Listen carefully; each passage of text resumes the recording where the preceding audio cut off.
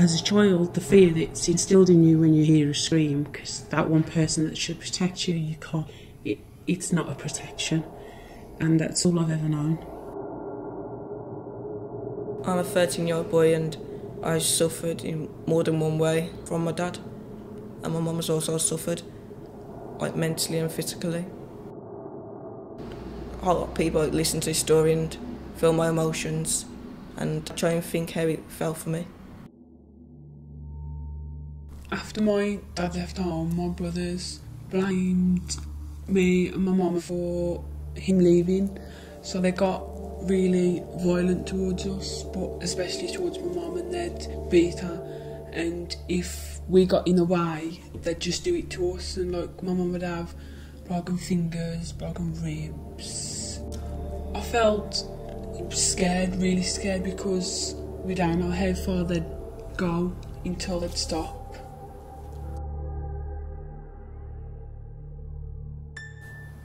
If you want an opinion on what domestic violence does to you as a child, it destroys everything.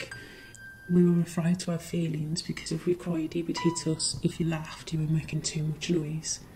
So domestic violence has a massive impact on who you are and how you grow up, actually, because I grew up with no confidence. And I went into refuge and cried for weeks and weeks and weeks. 6 weeks I cried. And then I started finding me and doing more things at Haven. And eventually I actually like parts of myself that I've never known existed before.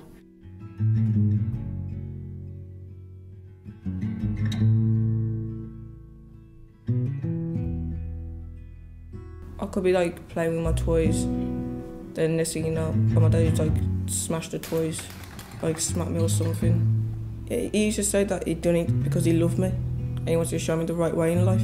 He never really done it in front of my mum. Like, so I used to like, get like sent up to bed or something, then like he could do something to my mum. I was thinking, could he just stop it and like be like a real dad? But no, he'd never changed.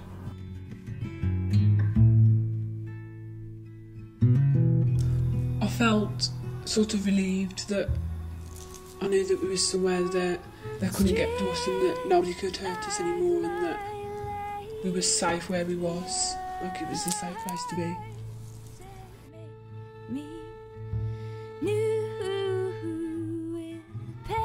My dad was extremely violent towards my mother and we would get hit all the time. That went on and on and on until I left home. I was with my kid's dad at that point. I wanted somebody to save me. I accepted the control because it was all I ever knew in my life was control. I was not allowed friends, I was not allowed to go out. He got really violent towards me and the kids.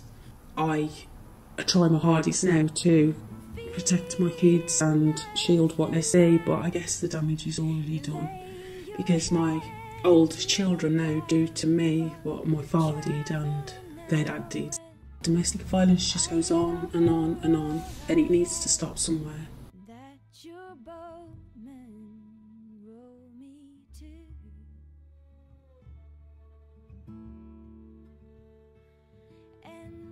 I never used to go to school. My dad knew what school I went to, so he could like drive past the school to see if I was outside, and that's the reason I never went to school.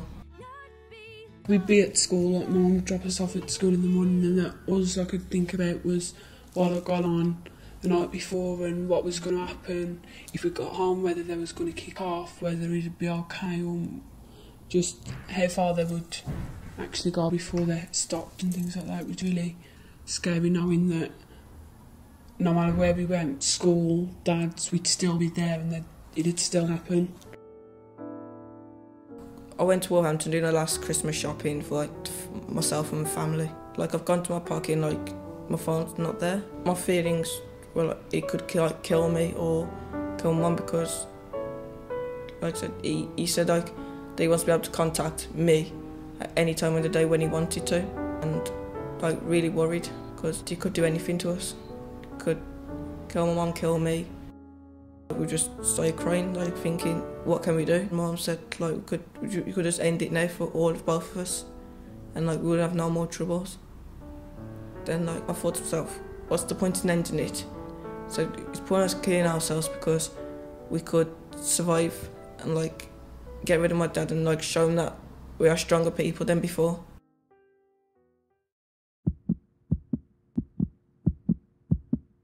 And I had a crease on my trousers.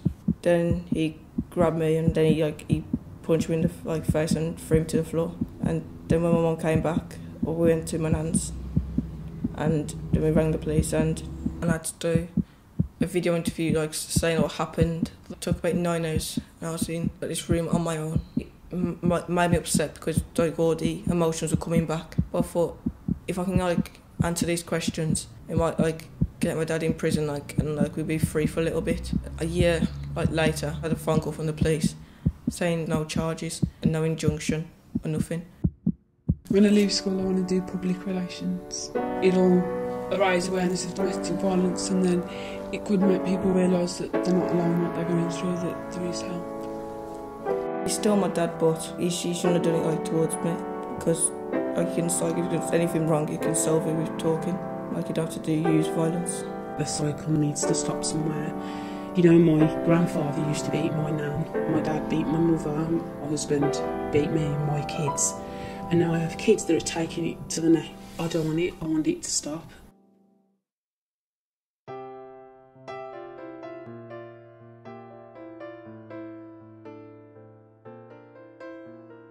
The advice I would give them is be strong for the people you care for, the people you love, and accomplish stuff that you want to accomplish from an early age. And make sure, say if your dad tried to put you down, make sure you overcome that and show your dad wrong. I'm going to look forward to getting a job and doing all the stuff that I want to do from an early age.